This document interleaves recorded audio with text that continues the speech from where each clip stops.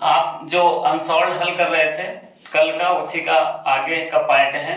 जो कल ऑब्जेक्टिव था, आज उसका ऑब्जेक्टिव नहीं, आज आपको स्वयं उसको कॉपी में जो हल करना पड़ेगा, है ना, उसको देखेंगे। जो कि आपको इसमें पहला क्वेश्चन है, डू यू, देखिए पहला क्वेश्चन है, do you know, do you know, double invert comma में लिखा गया है, do you know the way to the station, the way to the station, to the station, full stop double invert comma close, full stop double invert comma close, I said to Ankit, I said to Ankit. ये आपको किस में बदलना है, change into indirect, change into change into indirect speech, आपको indirect speech में change करना है। ठीक, तो आप चेंज करने का सिलसिला जारी रखिए, तब तक मैं नेक्स्ट क्वेश्चन भी लिख देता हूं। नेक्स्ट क्वेश्चन है आपके सामने, the mouse at the corn, the mouse at the corn, ये हुआ। इसको आपको चेंज करना है, चेंज इनटू पैसिव वॉइस, ये आपका है change into passive voice. Two questions,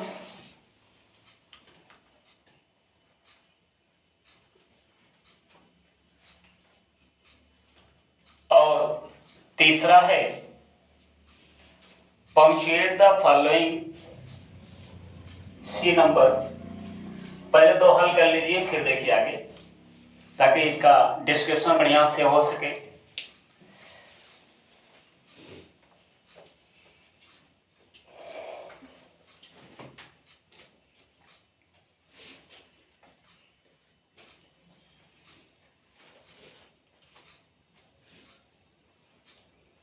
हल हो जाए तो तुरंत बताना।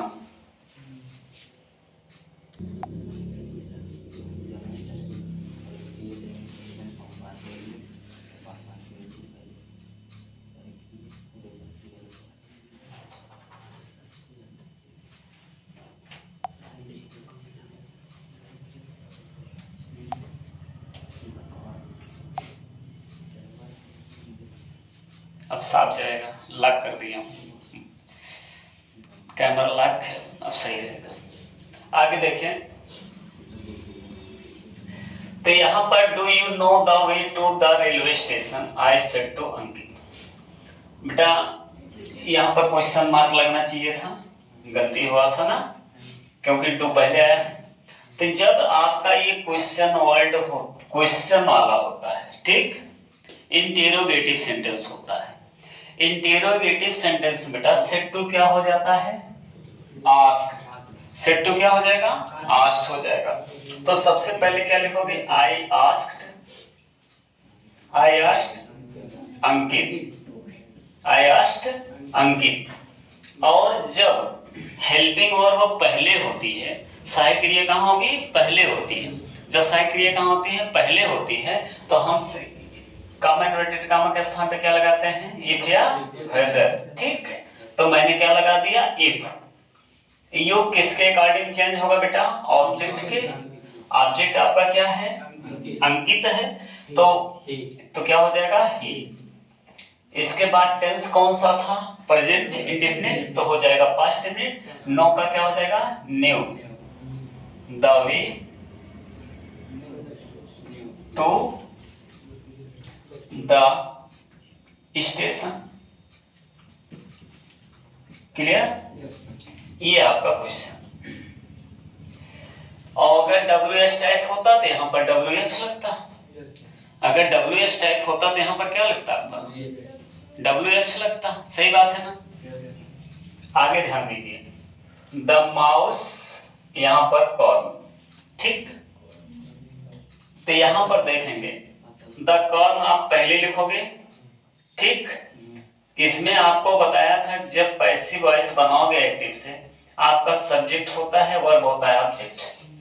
ऑब्जेक्ट को लाओगे सब्जेक्ट के प्लेस पर, सब्जेक्ट को ले जाओगे ऑब्जेक्ट, हो जाएगा बाय ऑब्जेक्ट। क्या हो जाएगा? बाय ऑब्जेक्ट हुआ।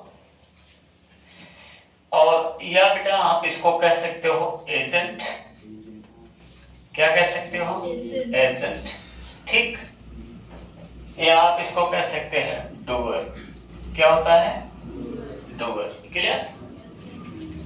और वर्ब जो आपकी रहेगी, वर्ब की कौन सी फॉर्म लगाओगे? हमेशा थर्ड। और इसके पहले आपको काम करेगी कौन सी चीज? हेल्पिंग वर्ब, ठीक। ये चीज आपको ध्यान देना है। तो यहाँ पर एक नियम ये भी बताया था आपको, जब आपको चेंज करना हो, अगर प्रेजेंट इंडेफिनिट टेंस रहेगा तो प्रेजेंट कंटीन्यूअस की सहायक क्रिया लगेगी, अगर पास्ट इंडेफिनिट रहेगा तो किसकी सहायक क्रिया लगेगी? पास्ट कंटीन्यूअस की। अगर फ्यूचर इंडेफिनिट रहेगा तो किसकी सहायक क्रिया लगेगी? फ्यूचर कंटीन्यूअस की लगेगी। सही है ना? और ये देखिए, अगर इतना नहीं समझ में आता तो आप तब भी जान सकते हो बेटा, क्योंकि हमको इंग्लिश में पहचान चाहिए। बेटा अगर वर्ब की फर्स्ट फॉर्म दिखे, वर्ब की फर्स्ट फॉर्म के साथ यस है यस दिखे, या बेटा डू दिखे, डज हेल्पिंग वर्ब दिखे, ठीक, तो आप इसको किस में ट्रांसफर करोगे? इस, एम और लगा दोगे, ठीक। यही तो प्रेजेंट इंडेफिनिट मिलेगा। इसी से तो आप पहचानोगे, इसी से तो आप पहचान करोगे।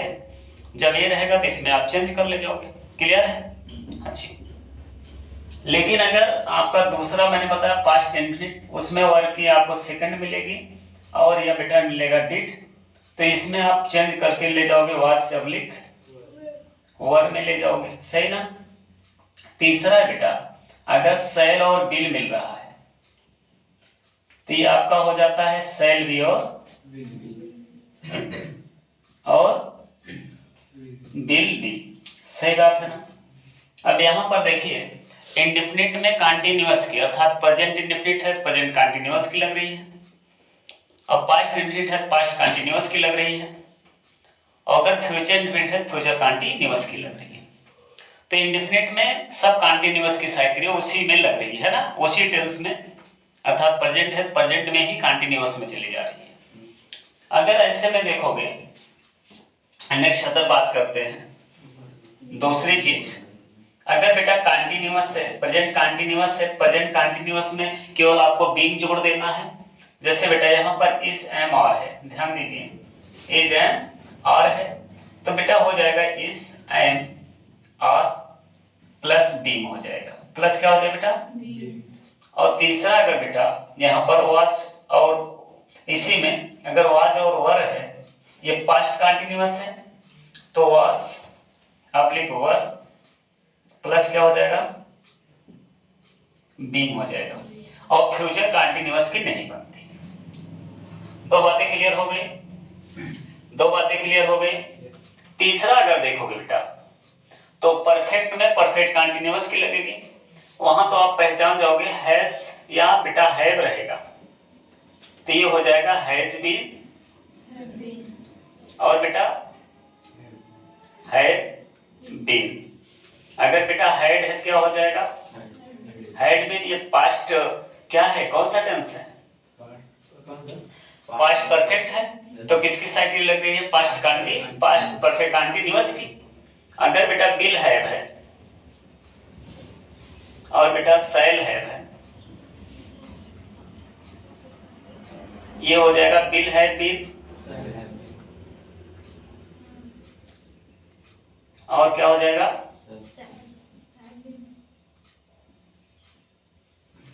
हैव बीन, ये हो जाएगा। Clear? Bill have been, sell have been. Clear है? तो अब आप चेंज कर सकते हो। तो मैं यहां पर अब कॉर्न को कहां लाऊंगा? माउस के प्लेस पर। द कॉर्न मैंने लिखा पहले, ठीक। ये कौन सा टेंस है? वर्ब की सेकंड फॉर्म है, तो इसका मतलब देखो वाज या वर में से कोई लग सकता है, तो ये एक वचन तो वाज से लगेगा, क्योंकि बेटा फसल है ना अपने आप में अनकाउंटेबल नाउन है, अनकाउंटेबल नाउन में मटेरियल है, अनकाउंटेबल नाउन में आपको दो आते हैं, अनकाउंटेबल नाउन में सिर्फ आपको कितने आएंगे? दो। एक आपका आता है मटेरियल नाउन और दूसरा आता है आपका एब्स्ट्रैक्ट नाउन। सही बात है ना? तो ये दोनों किस में रखे जाते हैं? सिंगुलर में, और वर्ब उसके साथ कौन सी आएगी? सिंगुलर। और सिंगुलर वर्ब पहचानने के लिए आपको कोई दिक्कत भी नहीं होती। जिसमें यस लगाओ सिंगुलर, देखो जिसमें यस लगाओ सिंगुलर, देखो जिसमें यस लगाओ सिंगुलर, समझ रहे ना?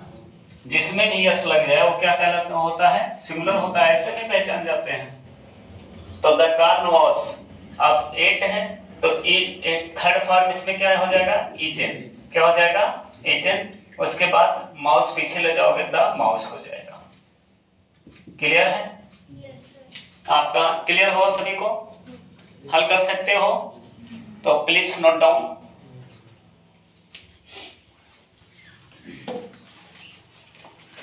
देखो जितना नियम आप पढ़े हो पूरा इसमें एक बार फिर से हर क्वेश्चन के साथ आपको रिपीट हो रहा है लगभग, है कि नहीं? अब तो याद आ जाएगा ना? समझ आ रहा है कि नहीं समझ आ रहा सभी को? क्लियर है?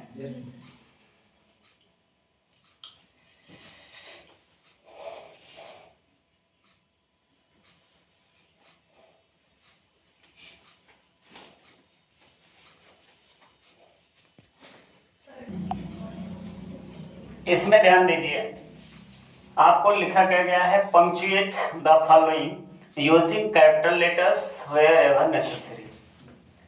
तो इसमें जहां जरूरी है कैपिटल लेटर की वहां आपको कैपिटल लेटर का प्रयोग करना है, और जहां जरूरी है आपको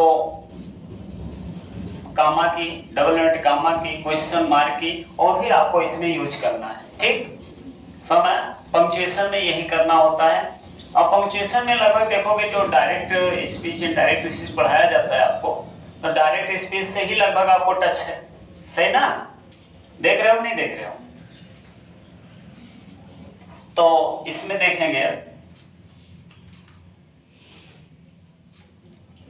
तो सबसे पहले आपको कहां से शुरू होगा बेटा? डबल इन्वर्टेड कामा, और यच कैसे होगा?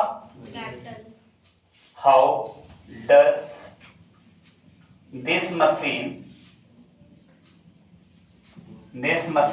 work?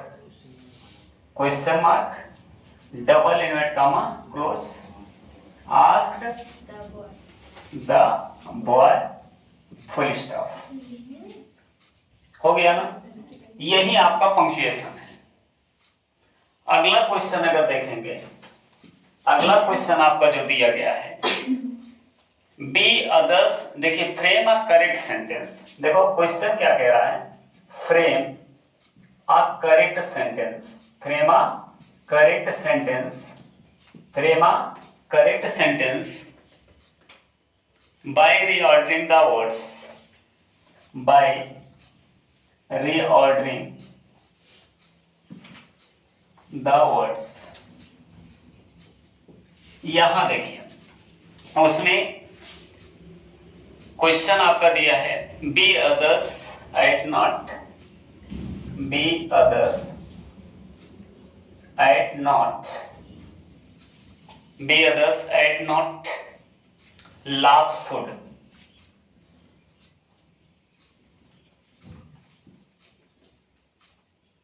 ये आपका क्वेश्चन है। तो जिसमें आपको हल करने के लिए आपको बताया गया था कैसे हल करेंगे। इसका नियम ये होता है subject, helping verb, verb, object, other, है ना? अगर बात देखें तो इसमें सबसे पहले आपको इसका मतलब हो की तलाश होनी चाहिए या बेटा व्हाट की। सही है ना? और इसके बाद ऑब्जेक्ट के लिए आपको दो, या तो बेटा होम का जवाब होना चाहिए या बेटा व्हाट का। और अगर हम अदर्स की बात, यहाँ देखो यहाँ किसका जवाब होना चाहिए? या तो वो का या व्हाट का। और ऑब्जेक्ट के लिए या तो होम का या तो व्हाट का। और अदर में आपको मैंने बताया था कि हाउ का जवाब हो, है ना, वेयर का जवाब हो, है ना, व्हाई का भी जवाब हो, या व्हेन का जवाब हो, या बेटा हाउ मेनी टाइम्स का जो जवाब हो, है ना, हाउ मेनी टाइम्स का जवाब हो, ये जो जवाब होंगे आपके अदर होते हैं। क्लियर? इसको हम 2 पार्ट में डिवाइड करते हैं। अगर पार्ट्स ऑफ सेंटेंस देखते हैं तो पार्ट्स ऑफ सेंटेंस में आपको कितने टाइप से, 2 टाइप से डिवाइड किया जाता है। Parts of sentence, parts of sentence के हिसाब से अगर देखें इसको कितने पार्ट में डिवाइड करोगे, 2। एक आपका क्या हो जाता है,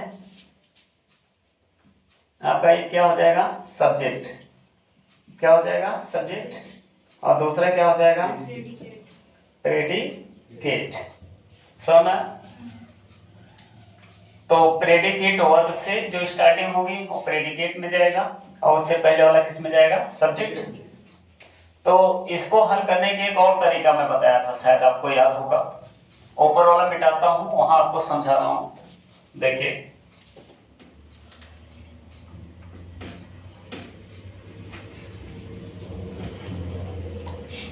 तो यहां पर मैंने कहा था आपको, पहले आप वर्ब की तलाश करिए। किसकी तलाश करनी है, वर्ब की। तो इसमें वर्ब क्या है बेटा, लव। क्या है, लव। क्लियर? अगर वर्ब पा गया तो नॉट भी लगा है, ठीक। तो वर्ब से पहले क्या आएगा, नॉट। नॉट से पहले क्या आएगा, शुड। क्या आएगा, शुड। अब आपका देखो ये लव भी हो गया, शुड भी हो गया। अब बचा क्या है, बी अदर्स एट। समझ में आया? तो इसका मतलब भी हमारा सब्जेक्टिव केस वैसे बता रहा है। ये बेटा मेरा सब्जेक्टिव केस है, समझ रहे हो ना, सब्जेक्टिव केस है। तो सब्जेक्टिव केस का अगर प्रोनाउन दिया गया तो यहाँ आपको कोई दिक्कत नहीं होगी। जैसे बेटा सब्जेक्टिव केस का जो प्रोनाउन दिया गया है तो जान रहे हो कि सब्जेक्ट की ही प्लेस पर आ सकता है और कहीं नहीं। जैसे इसमें आप देखे होंगे ही, सी, इट, ये आपके सिंगुलर के हैं। आई, वी, यू, दे, ये आपके किसके हैं, प्लूरल के हैं। समझ में? इसका मतलब यहाँ मैं क्या लिख दूं, बी शुड नॉट लव। तो बी शुड नॉट लव, और लव के बाद एक प्रीपोजिशन आता है एट। देखो कुछ प्रीपोजिशन ऐसे होते हैं जो फिक्स होते हैं। जैसे बेटा लुक के बाद एट आता है ना, लुक के बाद क्या आएगा, एट। या लव के बाद क्या आता है, एट। ये फिक्स है, फिक्स प्रीपोजिशन है ना। इसके साथ इसका आना वाजिब बनता है ना। तो यहाँ पर मैं क्या लिखूंगा, एट। बचा क्या है, अदर्स ना, मैं क्या लिख दिया, अदर्स। अर्थात we should not laugh at others, ये आपका हो जाएगा। क्लियर है? कोई दिक्कत? देखो सारे नियम के साथ आप सीख रहे हो। जो आपको भूल गया है, छूट गया है नियम, है ना, उसको आप एक्सरसाइज के माध्यम से एक बार पुनः रिवाइज हो रहा है। हो रहा है सभी का रिवाइज, नहीं हो रहा है, हो रहा है ना। और अब अगर रिवाइज नहीं कर पाए तब तो वो जान लो कि हालत ही गंभीर है।